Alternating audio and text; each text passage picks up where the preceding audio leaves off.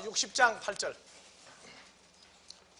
자, 저 구름같이 다 같이 읽읍시다. 저 구름같이 구름같이 비둘기가 그 보금자리로 날아오는 것 같이 날아오는 자들이 누구뇨? 곧 섬들이 나를 앙망하고 다시스의 배들이 먼저 이르되 원방에서 내 자손과 그 은금을 아울러 싣고 와서 내 하나님 여호와의 이름에 드리려 하며 이스라엘의 거룩한 자에게 드리려 하는 자들이라. 누굽니까? 구름같이 비둘기가 오는 것 같이 오는 자들이 누구예요? 하나님의 자녀들을 찾아서 하나님께 드리려고 오는 자들을 뭐라고 얘기했어요? 8절. 저 구름같이 비둘기가 그 보금자리로 예? 날아오는 알겠습니까? 것 같이. 뭐라고 나왔어요? 그 은금을 아울러 싣고 내 자손과 같이 와서 내 하나님 여호와의 이름에 드리려 하며 이스라엘의 거룩한 자에게 드리려 하는 자들이라. 나오죠? 네. 여러분들이 구름이 돼서 비를 가서 내리고 나면 반드시 하나님께 드릴 게 나와요. 네. 그거 가지고 오는 자들이 구름으로도 나온다고 말해요. 그것이 히브리어에서 이 아부라고 하는 단어예요. 아부.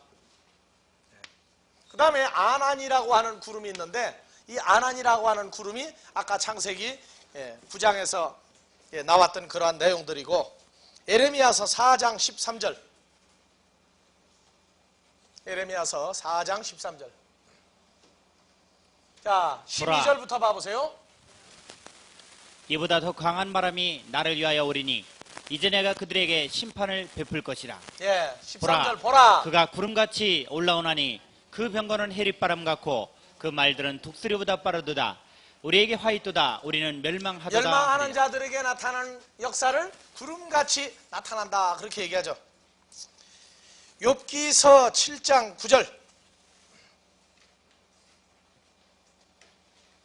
욥기서 7장 9절. 예. 구름이 사라져 없어짐 같이 음부로 내려가는 자는 다시 올라오지 못할 것이다. 예. 그래서 사망과 음부로 내려가는 자는 올라오지 못하는 뭣도 됩니까? 구름이 됩니다. 욥기서 26장 8절.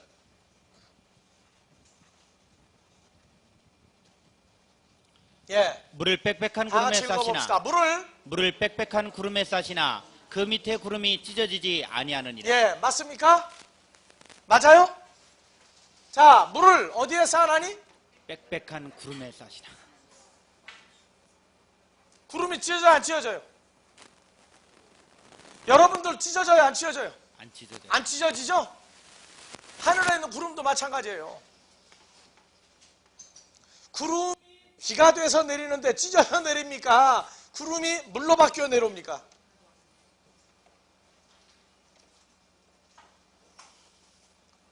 그런데 저거를 그냥 자연적인 현상으로 보지는 아무 소용이 없다고 말해요. 여러분들에게 생수의 강이 생명수가 채워져도 절대 찢어지는 법이 없어요. 근데 멸망하는 자들은 찢어지죠. 그래서 마태복음에서 새 천을 어디에 대고 꼬매지 아니하나니? 헌 포대에 대고 꼬매지 아니하나니? 그러면 그 안에 있는 포도주도 쏟아지고 같이 망한다고 말해요. 그러니까 새술은 어디에? 새푸대. 새푸대가 뭡니까? 그리스도와 연합한 자들 속에만 새포도주를 집어넣어서 푸대가 터지는 일이 없도록 만드는 거예요. 새포도주가 뭡니까? 사람을 살리는 생명을 말할 때 새포도주라고 해요. 이 잔을 마시라. 이 잔에 있는 포도주를 마시라. 이 포도주는 내 피다 그랬죠. 피는 생명이라고 했어요. 생명. 그래서 생명이라고 하는 건 생명수, 물도 되고 포도주도 되고. 호세아서 13장 3절.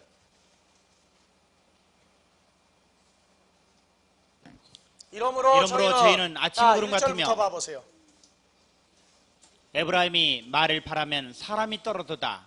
저가 이스라엘 중에서 자기를 높이더니 바알로 인하여 범죄함으로 망하였거늘 이제도 저희가 더욱 범죄하여 그 은으로 자기를 위하여 우상을 부어 만들되 자기의 공개함을 따라 우상을 만들었으며 그것은 다 장색이 만든 것이오늘 저희가 그것에 대하여 말하기를 제사를 드리는 자는 송아지 입을 맞출 것이라 하도다. 이러므로 저희는 우상을 아침 구름 만드는 자는 저희는 아침 구름 같으며 쉽게 사라지는 이슬 같으며 타작마당에서 광풍이 날려오는 쭉정이 같으며 굴뚝에서 나가는 연기 같으니라. 예. 구름 나오죠? 두 종류 구름이 항상 나온다고 말해요. 에스겔서 38장 9절.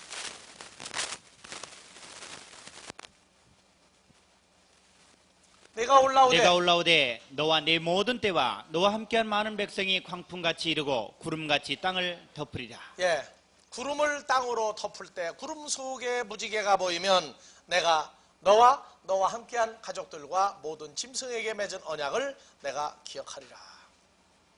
하나님의 백성들이 마지막 때는 무수한 구름이 돼서 땅을 덮을 것입니다.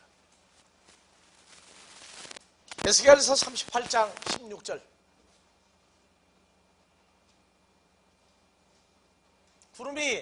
구름이 땅에 덮임같이 내 백성 이스라엘을 치러 오리라. 고가 끝날에 내가 너를 이끌어다가 내 땅을 치게 하리니 이는 내가 너로 말미암아 이방 사람의 목전에서 내 거룩함을 나타내어 그들로 다 나를 알게 하려 함이니라. 여러분요, 다시 한번 읽어보세요. 저 중요합니다. 구름이 땅에 덮임같이 내 백성 이스라엘을 치러 오리라. 고가 끝날에 내가 너를 이끌어다가 내 땅을 치게 하리니 이는 내가 너로 말미암아 이방 사람의 목전에서 내 거룩함을 나타내어 그들로 다 나를 알게 하려 잘 읽어보세요. 구름이 땅을 덮은 것 같이 내 백성 이스라엘을 치러 오는 구름 같은 존재가 있는데 뭐냐? 곡을 구름이라고 얘기했다고 말해요. 곡을 구름이라고 얘기했어요. 뭐냐? 이스라엘 백성을 치러 오는 자들이에요. 치러 오는 자들을 곡이라고 그랬고 구름이라고 그랬어요. 자, 이는 내가 너로 말미암아 이방 사람의 목전에서 내 거룩함을 나타내어 그들로 다 나를 알게 하려 함이니라. 저 구절이 계시록 20장 7절부터 나와요.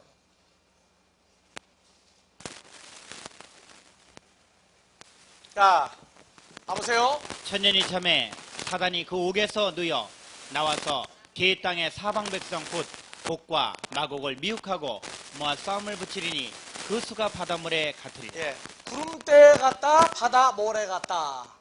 곡과 마곡을 모아다가 누굴 하느냐? 9절, 저희가 지면에 널리 퍼져 성도들의 진과 사랑하신 성을 두루매 하늘에서 불이 내려와 저희를 소멸하고 또 저희를 미혹하는 마귀가 불과 유황못에 던지우니. 나오죠?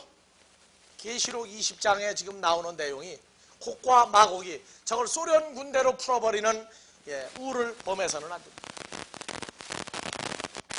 곡과 마곡은 노아의 후손 중에서 곡이라고 하는 지파와 마곡이라고 하는 곡과 마곡 그 지파가 그 족속이가 살았단 말이에요.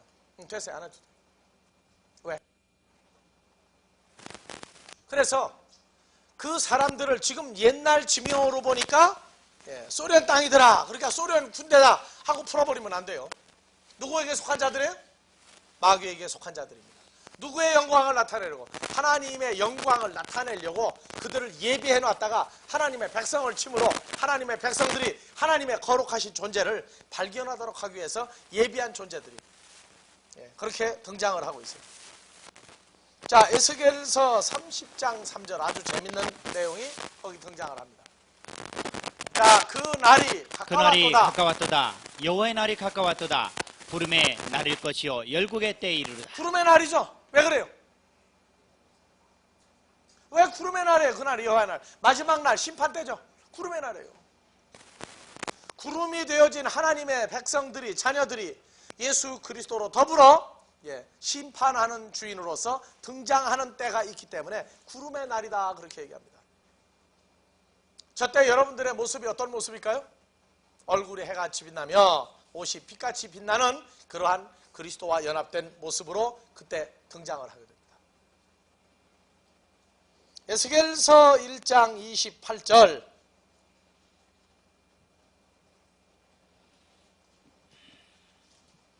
그 사면 광채의 모양은 비오는 날 구름에 있는 무지개 같으니 이는 여호와의 영광의 형상의 모양이라. 내가 보고 곧 엎드려 엎드려 그 말씀하신 자의 음성을 들으니라. 예, 구름 속에 무지개가 말을 하죠. 자, 그러면 계시록 1장 7절 다시 갑시다. 다 같이 볼지어다. 볼지어다 구름을 타고 오시리라. 구름을 타고 해요? 구름들과 함께 메타톤 네펠론 구름들과 구름들과 함께 오시리라. 구름들과 함께 오시리라. 각인의 눈이 그를 보겠고 그를 찌른 자들도 볼 자, 터이요. 누구예요? 예수 그리스도를 찌른 자. 찌른 자 뭐라고 되어 있어요? 찌른 자 단수입니까? 찌른 자들입니까? 찌른 자들도 볼 터이요. 그 다음에요. 찌른 자들도 볼 터이요. 예. 개에 있는 모든 족속이 이를 인하여 애곡하리라. 자, 그러니까 그를 인하여 애곡하리라. 개, 땅에 있는 모든 족속이. 자, 다시 한번 읽으세요. 1장 7절. 구름들과 함께 볼지어다 오시리라. 구름들과 함께 오시리라. 각인의 눈이 그를 보겠고 그를 찌른 자들도 볼 터이요. 그 땅에 있는 모든 족속이. 왜? 여러분들 예수 그리스도를 찌른 자가 몇 명입니까? 성경에? 예수 그리스도를 찌른 자가 몇 명이에요? 요한복음 19장 34절.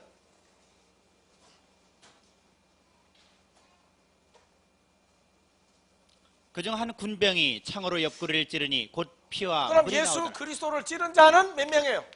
한 명. 단수죠? 한 명이에요, 한 명.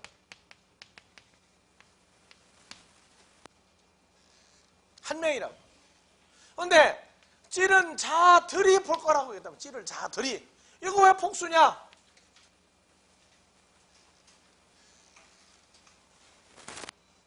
관심 안 가져요.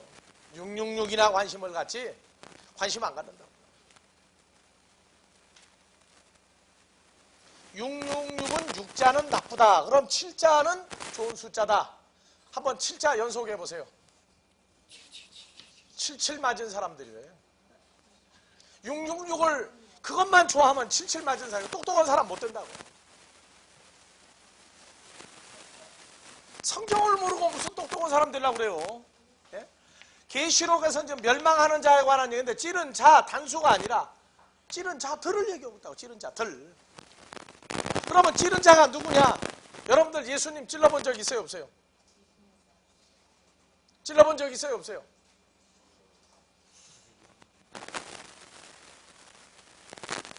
이러니까 나는 절대 그런 일 없다고 얘기한다고요. 자, 여러분들이 한번 봐봅시다. 갈라디아서 5장 24절. 네, 봐봅시다. 다 같이 그리스도 예수의 사람들은 육체와 함께 그 정과 욕심을 십자가에 자, 못 박아낸. 그리스도인들은 그 몸도 십자가에 못 박고 정과 욕심도 다 십자가에 못 박은 사람들이에요. 예수를 영접했다 하는 요한복음 3장 16절이 되면 영생을 얻죠.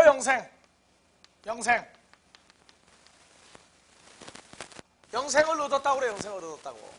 영생을 얻는 건 안 죽고 오래 사는 어떤 존재가 된 것도 있지만 영생의 말은 누굽니까? 예? 예수 그리스도예요. 예수 그리스도. 이분이 영생이에요. 예수 그리스도가. 그러니까 내가 누구 안에 거하는 자가 되는 거예요? 그리스도 예수 안에 거하면 나의 몸이 누구의 몸으로 바뀝니까? 그리스도의 몸으로 바뀌어야 내가 그 안에 거하죠. 죄에 있는 죽을 몸은 끝나버렸다고 얘기한단 말이에요. 그래서 고린도전서 6장 19절에 다 같이 누구의 몸은? 윤영문의 몸은 윤영문이 하나님께로부터 받은 바 윤영문 가운데 계신 성령의 전인 줄을 알지 못하느냐. 윤영문은 윤영문의 것이 아니라 값으로 산 것이 되었으니 그런즉 윤영문의 몸으로 하나님께 영광을 돌리라. 예. 자, 그러면 여러분들은 이제 누구의 몸이 된 거예요? 하나님이 주신 새로운 몸을 받아들인 겁니다. 생명도 그리스도로 말미암아 나는 길이요 진리요 생명이니 그리스도의 존재가 내게 있으므로 우리가 생명을 가진 거예요. 어떤 생명? 하나님의 생명을 가졌다고 말해요. 그러니까 이제는 내 몸이다고 하는 이것은 누구의 몸이에요? 그리스도의 몸이에요. 그리고 내가 누구 안에 거예요? 그리스도 예수 안에 거하는 새로운 피조물 됐단 말이에요. 그럼 이제는 내 몸이라고 하는 것은 그리스도로 말미암아 죄의 몸은 멸하고 새로운 몸을 주셨는데 디모데전서 6장 9절 10절을 한번 봐보자. 디모데전서 6장 9절 10절 다 같이 봉독합시다. 부활해야 하는 자들은 시험과 올무와 여러 가지 어리석고 해로운 정욕에 떨어지나니 곧 사람으로 침륜과 멸망에 빠지게 하는 것이라. 예, 돈을 사랑함이 일만하게 뿌리가 되나니 이것을 사모하는 자들이 미혹을 받아 믿음에서 떠나 많은 근심으로써 자기를 찔렀도다. 예, 이 성경에서 돈이 두 가지 의미가 있죠. 세상 사람들이 좋아하는 돈도 있어요. 물질에 대한 욕심이 너무 지나쳐도 그것 때문에 누구를 찔러요?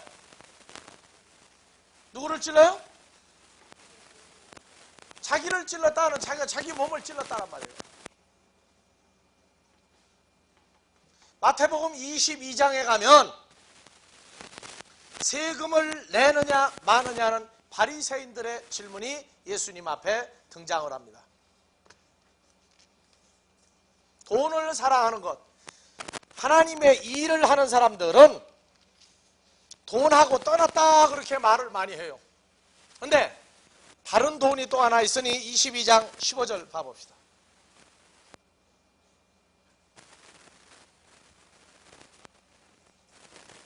예. 이에 바리새인들이 가서 어떻게 하여 예수로 말에 올무에 걸리게 할까 상론하고 자기 제자들을 헤롯 당원들과 함께 예수께 보내어 말하되 선생님이여 우리가 아노니 당신은 참되시고 참으로써 하나님의 도를 가르치시며 아무라도 꺼리는 일이 없으시니 이는 사람을 예물로 보지 아니하십니다. 예, 17절.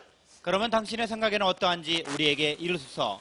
가이사에게 세를 바치는 것이 가하니까 불가하니까 한데 예수께서 저희의 악함을 아시고 가라스 때 외식하는 자들아 어찌하여 나를 시험하느냐 쇳돈을 내게 보이라 하시니 데나리온 하나를 가져왔거늘 예수께서 말씀하시되 이 형상과 이 글이 네 것이냐 가로되 가이사의 것이니이다. 이에 가라스 때 그런즉 가이사의 것은 가이사에게 하나님의 것은 하나님께 바치라 하시니. 예, 뭘 가졌어요? 데나리온. 데나리온은 돈이에요, 돈. 근데 바리새인들은 뭐 하는 사람들이에요? 바리새인들은 뭐 하는 사람들이에요? 하나님의 일을 하는 사람들이죠. 세금을 바칠 거냐 말 거냐. 하나님 세금 받아요 안 받아요? 하나님 세금 받아요 안 받아요 오늘날? 여러분들 하나님 나라 세금 내봤어요 안 내봤어요? 무슨 세금 내봤어요? 헌금만 내는 걸로 끝냈어요?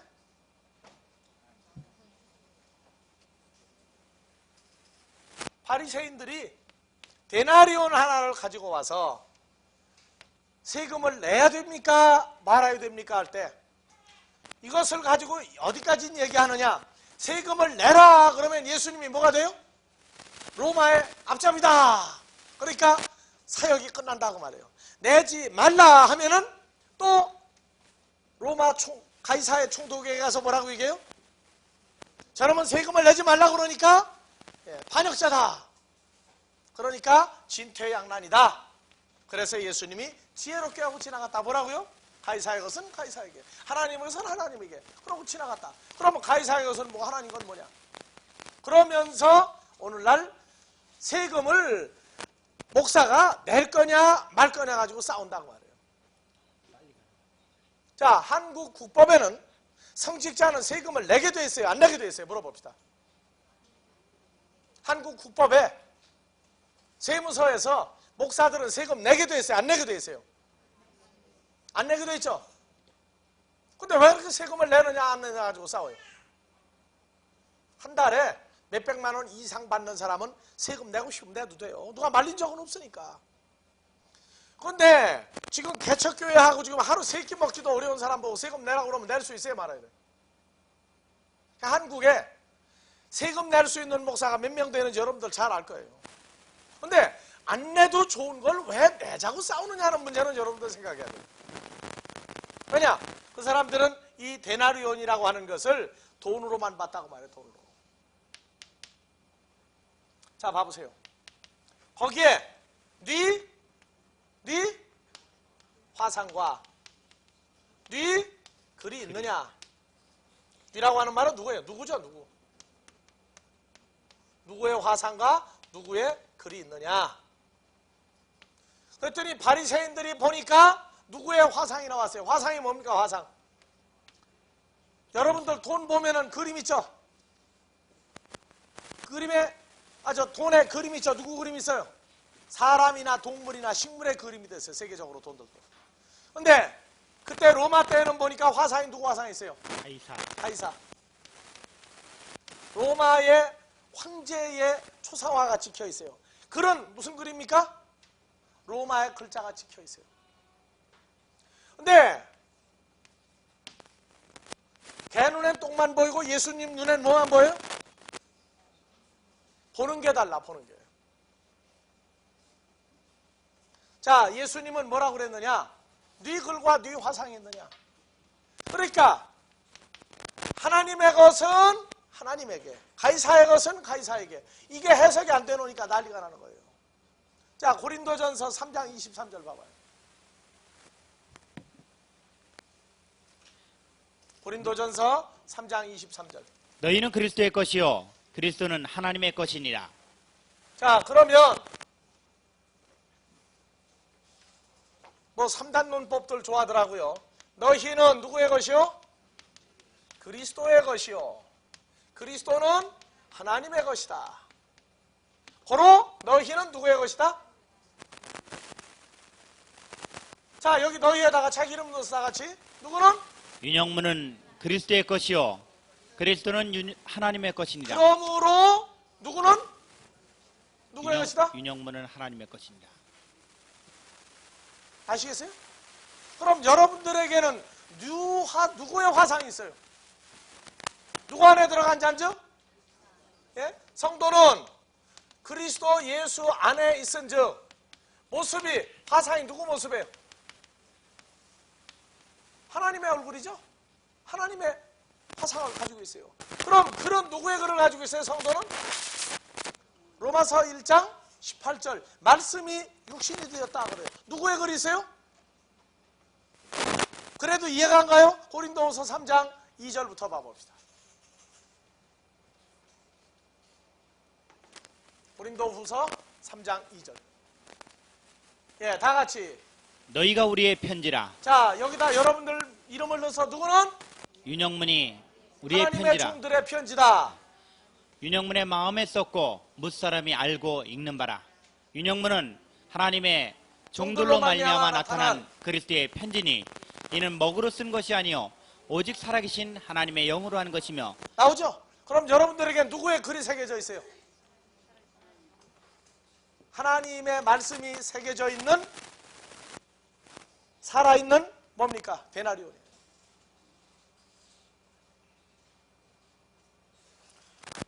하나님의 자녀들은 그리스도 예수 안에 있은즉 하나님의 형상을 가졌고, 누구의 글이 새겨져 있느냐? 말씀이 육신이 되어 말씀이 육의 신비에 새겨졌은즉 하나님의 책이다, 하나님의 글이라고 얘기한다. 여러분들이요, 나는 세상 거 다 버리고 나는 절대 돈을 사랑하지 않는다 하고 얘기하면서 사람 때문에 문제가 생겨서 아무나 그냥 다 주워들여가지고 숫자를 채우면 그것도 뭐가 돼요? 돈을 사랑하는 거죠. 물질에서 벗어나자 하는데 하나님의 백성을 하나님이 보내주는 자를 받아들이고자 하는 순수함이 있고 하나님 앞서 겸손이 아니라 세상 건 다 버리고 주 앞에 왔는데 사람 때문에 시험에 걸려서 올무가 돼도 뭐가 돼요? 돈을 사랑함이 일만하게 뿌리다 하는 얘기를 이해를 못한다고 사람. 그러니까 사람 해가지고 너무 사람에 치우쳐버리면 그것도 누구를 찌르는 거예요? 자기 몸을 찌르는 거예요. 누구를? 그리스도의 몸을 찌르는 것과 똑같아요. 그래서 세상 사람들이 그래요. 근심 걱정이 많고 욕심이 많으면 맨날 몸이 쑤신다고 그래요.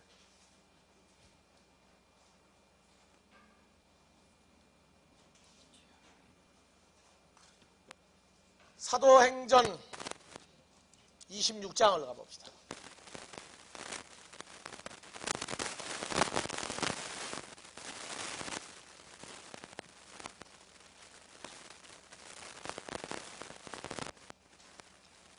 사도행전 26장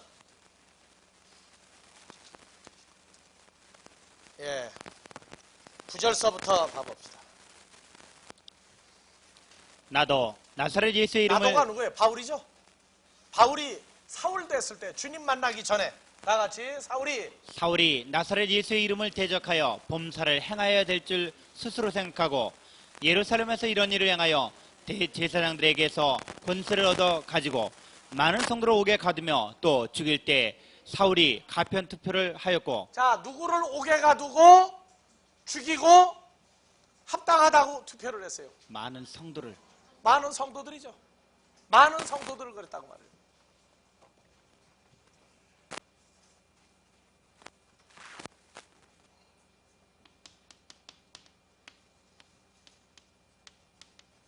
많은 성도들을 핍박하고 죽이고 옥에 가두고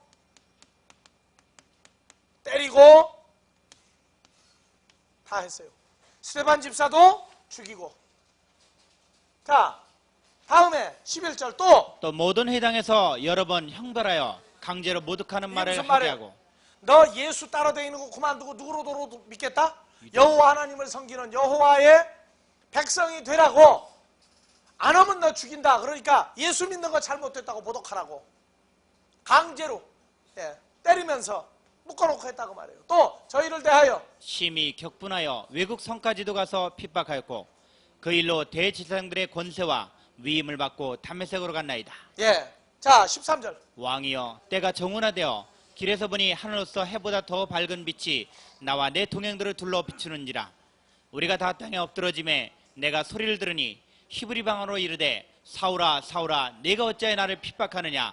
가시체를 뒷바지하기가 내게 고생이니라. 내가 대답하되 주여 너시니까.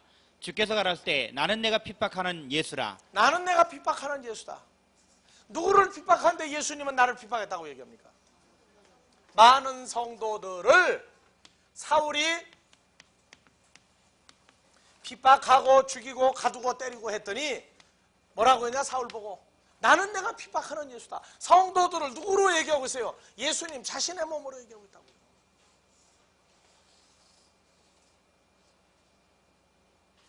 여러분들 헬라어 배우면서 코스모스의 코미조를 공부했다고. 코미조 되돌려봤다. 성도들을 대할 때 누구를 대함같이 하라? 그리스도 예수를 대함같이 하라. 하나님을 공경함같이 하라. 협박하지 말라. 공갈치지 말라. 거짓말하지 말라. 탐욕의 재료로 쓰지 말라. 수도 없이 얘기를 해놨어요. 사역이라는 건 주님이 내가 섬기러 왔지 내가 협박하고 공갈치러 왔다고 안 했어요. 나는 섬김을 받으러 온 것이 아니라 섬기러 왔다. 즉 하나님의 나라에 합당한 자녀를 만들러 내가 왔지 누가 그 사람들을 보고 협박하고 공갈하고 사기치고 다 하라고 그랬는데 아니라고 얘기했다고. 그러니까 나는 내가 핍박하는 예수다. 많은 성도들을 대할 때에 하나님의 말씀대로 이루어지지 않는 사역도 누구를 찌르는 거예요? 성도들을 핍박하는 것도 주님을 찌르고 때리는 것과 똑같다는 얘기입니다. 자기 속 마음의 상태가 주님이 보시기에 합당한 사역을 했느냐 아니냐 하는 얘기예요. 우리가 주의 이름으로 선지한 노릇하고 귀신 내쫓고 권능을 행하고 가는 데마다 오직 예수 이름으로 하지 않았느냐. 예수님 모른다고 그랬어요. 왜냐? 속을 보니까 사람들 뭐라고 그래요? 껍데기는 멀쩡하더니 나중에 보니까 속이 아주 그냥 새카만 사람이야 그래요. 예수님도 우리를 분별할 때 그렇게 분별하실 겁니다. 그날에 많은 사람들이 모든 족속에게 애곡하리니 나를 찌른 자들도 볼 것이라고. 찌른 자, 요한복음 19장에 로마 병정 한 사람이 얼마나 좋냐 그 말이에요. 그러나 찌른 자들이 누구냐? 바로 주의 이름을 가지고 하나님의 존재를 만호로 여기고 하나님의 백성을 가지고 장난하고 놀고 자기의 이익에 재래로 도구한 사람들이 전부 다 어디에 들어가요? 이 애곡할 때 여기에 합세를 합니다. 여러분들 하나님의 일꾼이라는 것은요, 할 일이 성경에 정해져 있어요. 어떻게 하라고. 신학을 배운다, 성경을 배운다 하는 게 다른 게 뭐겠어요. 바로 먼저 앞선 자가 되어서 뒤에 오는 하나님의 자녀들을 이끌어 인도하라고 말해요. 네가 하느냐? 아니다. 주와 연합해서 그 일을 하라고 말해요.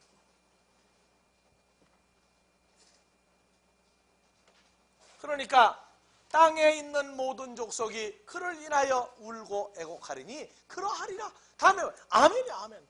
내가 보증했다고 말해. 내가 이 사건 계시록 1장 7절 내가 아멘하여 보증해놓고 실천하겠다고 말해요. 땅에 있는 모든 족속, 이미 개 여러분들 공부했어요. 개.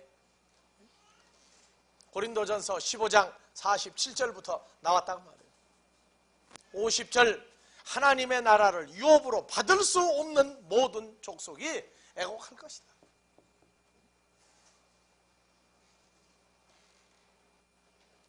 계시록 666만 가지 말라 그 말이에요.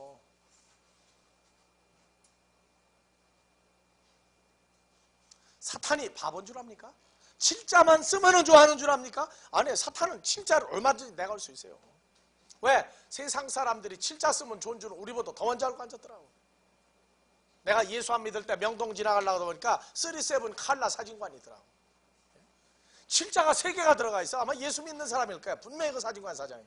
지금은 죽었는지 살았는지 모르겠지만. 하나님의 숫자라고 그러면 인간이 어떻게 그 숫자를 쓰겠어요? 숫자에 속지 말라고 말해요. 7층에 살면은 사고 안 나는 줄 압니까?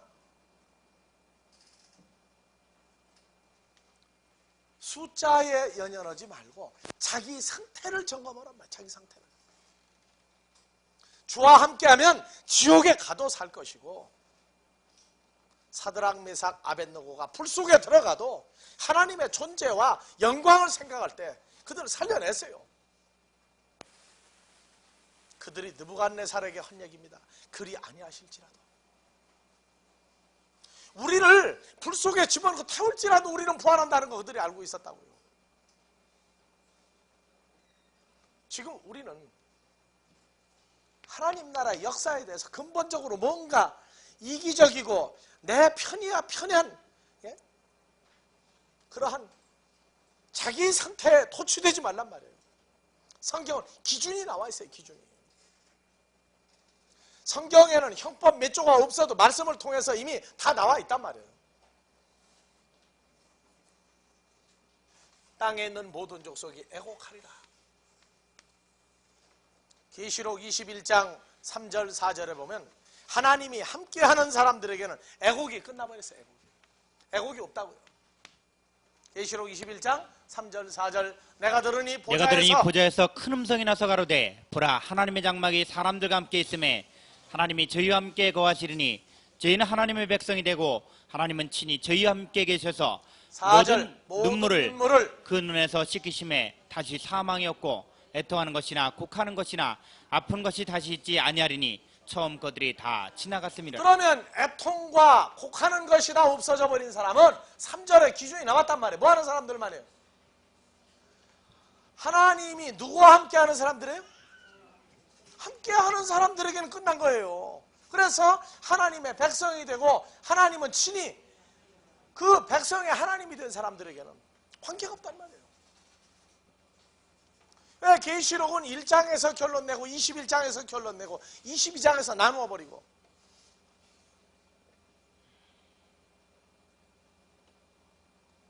욕하는 것이나 애곡하는 것이나 애통하는 것이나 저게 뭐냐고 말이에요. 여러분들, 우리를 낳아서 기르시는 아버지 하나님이나 죽음에서 우리를 구원하시려고 오셔서 죽음에서 부활한 예수님, 눈물이 없는 줄 압니까? 하나님도 눈물이 있어요. 근데 하나님 나라 눈물이 없다고 그러니까 아예 하나님은 늘 웃고 사는 분인 줄 알아요. 아니, 하나님도 우리를 향해서 눈물이 있어요. 인간이 생각하는 것처럼 자기 자식을 놔두고도 뭐 자기에게서 5m 떨어지면은, 백화점은 사람이 많으니까 5m 떨어지면은 삐삐삐삐 하고 소리 나고, 공원 같은 데 50m 안에서는 소리가 안 나고 50m 밖으로 나가면 소리가 나고, 그래서 보고 찾는 양반이 아니에요, 우리 아버지 하나님. 우리가 어디에 있든지 우리를 이끌어 인도하시는 하나님이에요. 그래서 내가 자든지 깨든지 들어가든지 나가든지 앉았든지 먹든지 일어나든지 다 한다고 그랬어요. 성경은 우리를 살리려고 써놓은 책이에요. 살리려고. 두려움과 공포 이전에 하나님의 크신 사랑을 깨달아야 먼저요.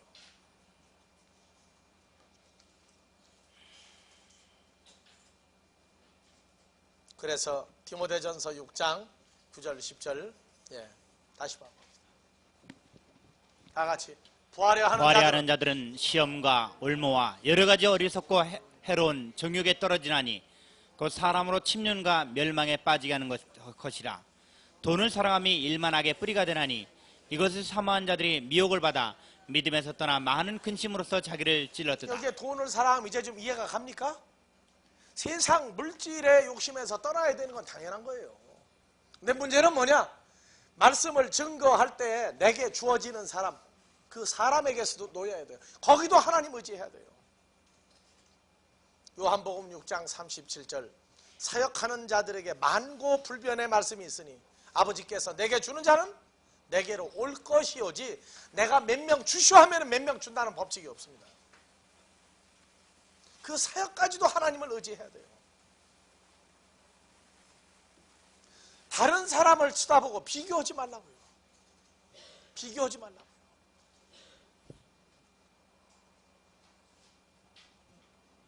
육 절부터 봐보세요. 그러나 지족하는 마음이 있으면 경건이 큰 이익이 되느니라.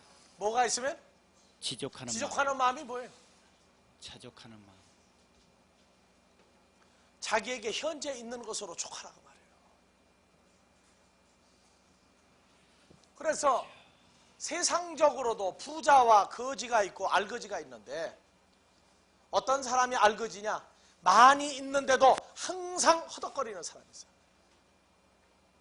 다른 사람이 가지고 있는 거 보면은 잠을 못 자. 내가 가져야 되는데, 내가 가져야 되는데. 그건 진짜 알거지랍니다. 부자는 뭐냐? 족할 줄 아는 사람이 부자예요.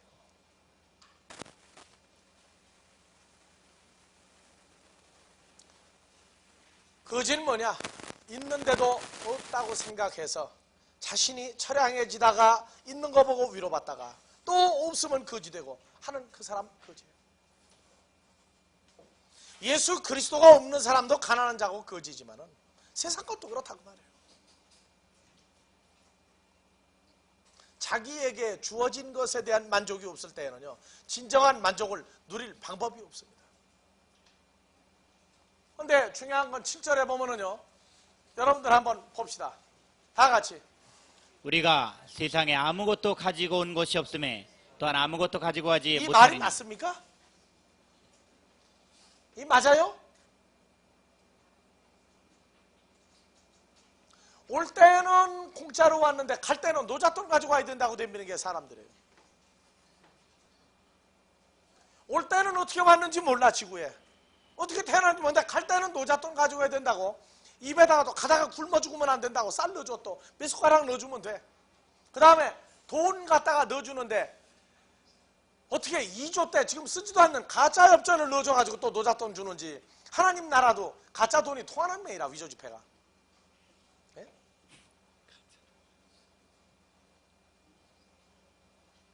그게 사람이 떠나는 거예요. 가지고 뭘 주워서 보내려고 그래요.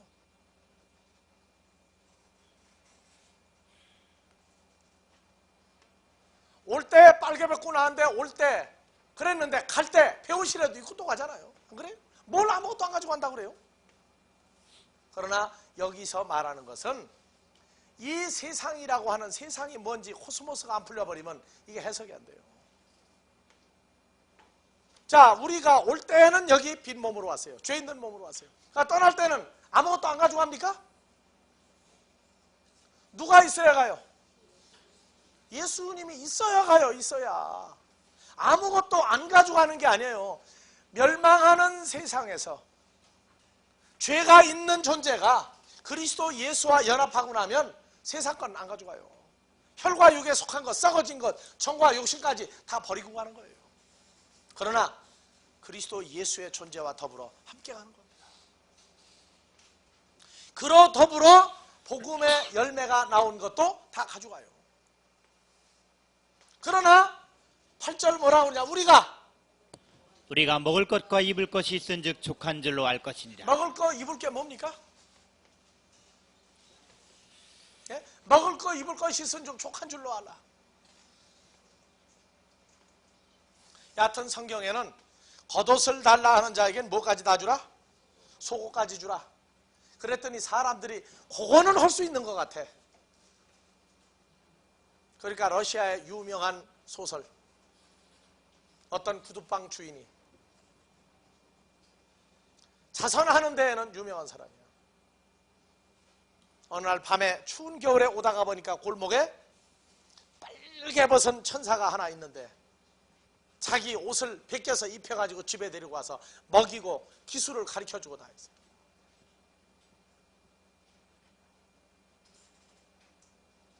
러시아의 소설 중에 아이를 낳았는데 천사가 보니까 하나님이 엄마를 데려가고 아빠를 데려가고 다 데려가고 아이 피덩어리 둘만 남겨놨을 때 하나님을 보고 원망하는 천사 뭐라고 그랬냐? 너 내 결말을 아느냐? 나중에 봤더니 그 아이 둘이 다 부잣집에 잘 사는 집에 신부로 커서 가는 걸 보고 아, 하나님은 선하신 하나님이구나. 그러고 끝내버렸어요. 그런 하나님으로 끝내지 말라 그 말이에요. 먹을 것과 입을 것이 있은즉 족한 줄로 알 것이니라. 여러분들 먹을 게 뭔지를 알아야 돼요. 나는 너희가 알지 못하는 먹을 양식이 있느니라 하신 주님이 우리가 주님과 연합되고 나면 사람이 알지 못하는 먹을 양식 줘요. 입을 것도 준다고요. 그래서 족한 줄로 알라. 부활해야 하는 자들은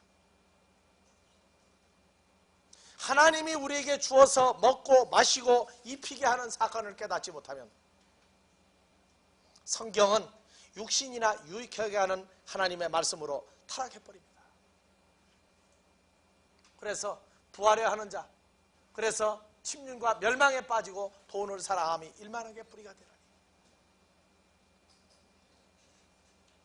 오늘날 교회가 돈 없는 자는 아예 하나님의 직분까지 안 주는 교회가 되어버렸어요. 돈을 사랑함이 일만하게 뿌리가 되라니. 11절 봐보세요. 오직 너 하나님의 사람아 이것들을 피하고 의와 경건과 믿음과 사랑과 인내와 온유를 쫓으며 믿음의 선한 싸움을 싸우라. 영생을 취하라. 이를 위하여 내가 부르심을 입었고 많은 증인 앞에서 선한 증거를 증가하였도다. 우리 왜 불렀다고요? 선한 싸움을 싸워서 영생을 취하도록 하라고 우리를 불러내신 거예요. 그래서 하나님의 나라는 말에 있는 것이 아니라 그 능력에 있다. 그리스도는 하나님의 능력이요 하나님의 지혜니라. 주님이 함께하는 자에게 능력이 있는 것이고 말씀에도 그리스도의 함께하는 역사가 나타날 때에 부요한 자라고 그래요. 부요한 자.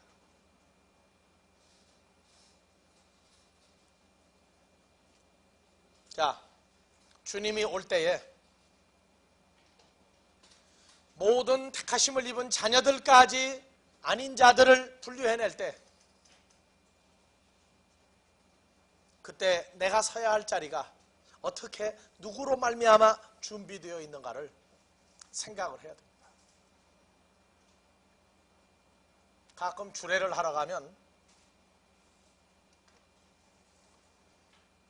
주례석이 있는데 밑에가 앉아 있으면은요, 왜 올라가지 거기 앉았느냐고 그래요. 왜 거기? 올라가 주례석에 앉으라고. 내 시계를 보고 시간 되거든 올라가죠 뭐. 그렇게 하십시오 그래요. 그러니까 주례석은 예비되어 있는 자리예요. 예비되어 있는 자리. 근데 다른 하객들은 주례석에 앉으면 끌어낸다고 그렇죠? 당신 왜 거기 앉았느냐고 끌어내릴 거예요 분명히. 우리에게는 그리스도로 더불어 함께한 하나님 구호자 우편에 주님과 함께한 자리가 이미 준비되어 있고 함께하는 자들이에요. 이것이 영원히 존속되어 나가는 우리가 앉을 자리가 하나님 보좌 우편에 만들어져 있는 자리를 우린 가지고 사는 사람들이에요. 사람의 역사를 보고 놀래고 사람의 변화를 보고 나까지 변화가 되면 안 됩니다.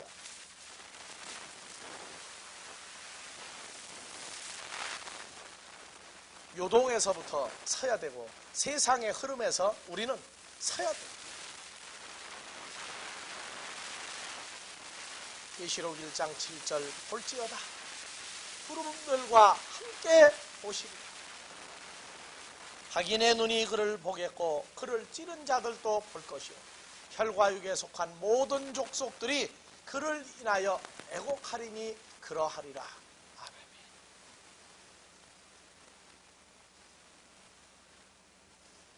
흔히들 나는 예수를 잘 믿으니까 나는 복음을 증거하는 사역자니까 하고 스스로 위로하지 마십시오.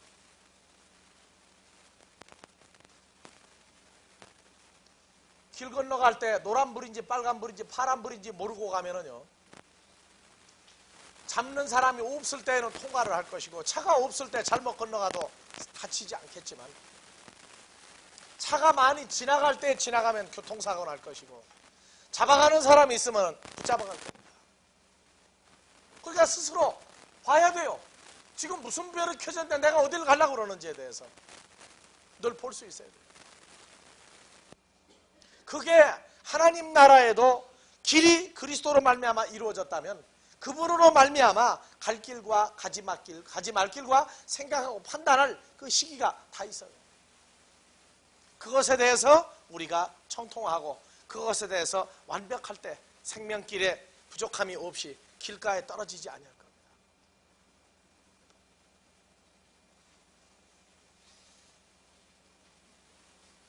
자, 세 번째로 오늘 공부 중에 중요한 것이 그분이 이제 오시는 겁니다.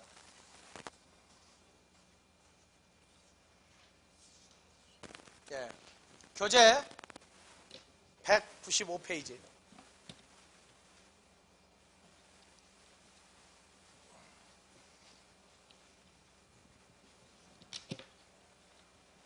교재 195페이지. 봐봅시다. 다 같이 파루시아. 예. 파루시아라고 하는 단어가 하늘에서 내려오는 것만을 말하는 것이 아니라 예수 그리스도가 지금 곁에 옆에 와 있다라고 하는 뜻도 가지고 있어요. 그래서 파루시아는 파레이미 해가지고 있다, 출석하다 하는 말인데, 파라는 뭐 옆에, 에이미 이것은 현재 있다, 존재하다 그 말이에요. 그러니까 파루시아는 오는 광경이 아니라 이미 내 옆에 현재 존재하고 있다. 이것이 파루시아예요. 근데 자 봐보세요. 올려보세요. 이 파루시아를 어떻게 적용하느냐면 한 번 더 읽읍시다. 파루시아. 파라이미. 이미 옆에 와 있다. 이미 옆에 존재한다. 자 봐보세요. 그러니까 이 파루시아에 대한 정확한 내용이 안 나오면 마지막 때에 그분이 오시는 역사를 모를 뿐더러 오는 건 주님만 온다고 생각하는데 아니에요. 자, 데살로니가 후서 2장 9절 보면요, 악한 자의 무엇은요? 파루시아. 이 마음은 파루시아 있어요. 사탄도 파루시아 하는 게 있어요. 그러니까 이 파루시아에 대해서 모르니까 데살로니가 전서 4장 15절 주 강림하실 때까지 하니까 하늘에 있다가 땅으로 오는구나, 그렇게 해석을 하고 있어요. 물론 오시는 과정은 있어요. 어떻게? 요한복음 3장 16절. 하나님이 세상을 이처럼 사랑하사 독생자를 주셨으니 요한복음 3장에서 내가 하늘로서 온 것은 하고 얘기합니다. 그렇게 오는 것도 있어요. 그러나 이 파루시아가 들어가면 이미 옆에 존재하고 있다고 말해요. 그러니까 마태복음 24장 3절, 24장에 종말론이 들어가 있단 말이에요. 근데 이 종말론은 해석이 안 되는 거예요. 왜 안 되느냐? 파루시아라는 뜻을 모르니까. 그래서 24장 3절, 주의 임하심과 세상 끝에는 어떤 징조가 있사오리까? 그러니까 주의 임하심, 하늘에서 올 때, 그러고 해석을 해버린단 말이에요. 하늘에서 왔어요. 다 같이 요한복음 3장 13절, 16절 다 같이. 하나님이 세상을 이처럼 사랑하사 독생자를 주셨으니 이는 저를 믿는 자마다 멸망치 않고 요한복음 1장 12절. 영접하는 자 곧 그 이름을 믿는 자들에게는 하나님의 자녀가 되는 이미 권세를 왔죠. 여러분들에게 왔단 말이에요. 그러니까 온 것은 진행의 과거 사건이고 이제는 파루시아 와 있다고 말해요. 어디에? 내 옆에 나와 함께 계시다고 말해요. 그래서 이 파루시아라고 하는 사건이 나오고 마태복음 24장 3절부터 쭉 진행을 해보면 이건 놀라운 사건이에요. 영어로 해석을 어떻게 했든 한글로 해석을 어떻게 했든 이것은 우리가 생각하는 사건하고 달라요. 그래서 고린도전서 15장 23절 그리스도 강림하실 때 그에게 붙은 자요. 24장 3절 주의 임하심과 아이온 끝에는 인자의 임함도 그러하리라. 37절 인자의 파루시아도 그러하리라. 39절 인자의 파루시아도 그와 같은. 깊이 생각들을 해야 되는 내용이에요. 그래서 데살로니가전서 4장의 강림이 주 파루시아 하실 때까지가 있고 3장 13절 성도와 함께 뭐 하실 때? 파루시아 할 때가 또 나와요. 이것도 분리해 줄 것이냐 결합을 시킬 것이냐 이게 참 중요한 얘기예요. 앞으로 데살로니가 전후서 강해도 할 겁니다만은 파루시아의 상태가 현실화되지 아니하고 성경을 봐버리면요 자기 기준대로 하나님이 역사하는 것을 자기 기준대로 만들어버린단 말이에요. 여러분들이 더군다나 주 안에 있으면 파루시아의 상태에서 더 확대 해석을 해줘야 돼요. 그래서 자 24장 27절 자 번개가 동편에서 나서 서편까지 번쩍임같이 인자의 파루시아도 그러하리라. 이게 파루시아가 해석 안 되면 되겠어요 이게요? 인자의 임함도 오는 게 그러하리라고 해석을 해버리면 전혀 다른 동네가 남의 다리 긁고 있는 거다. 쉬었다가